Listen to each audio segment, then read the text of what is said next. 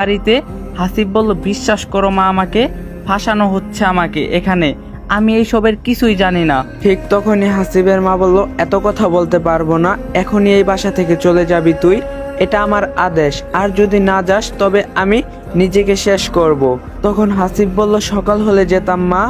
হাসিবের মা বলল, এই মুহূর্তে যেতে বলছি আমি। তখন হাসিব বলল, ঠিক আছে মা, আমি যাইতাছি, তবে বলে গেলাম একটা কথা, আমি বাবাকে হত্যা করি নাই, আর এই মেয়েটাকেও কিছু করি নাই।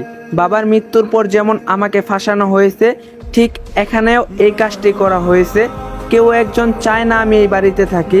ভালো থাকিও মা, যেই দিন সব মিথ্যা অভিযোগ থেকে বেরিয়ে আসব, সেই দিন তোমাকে আমার মুখটা দেখাবো।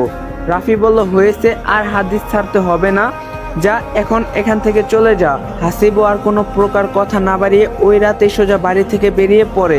প্রায় 3-4 ঘন্টা হাঁটার পর একটা ব্রিজের সামনে আসে। হাসিব এসে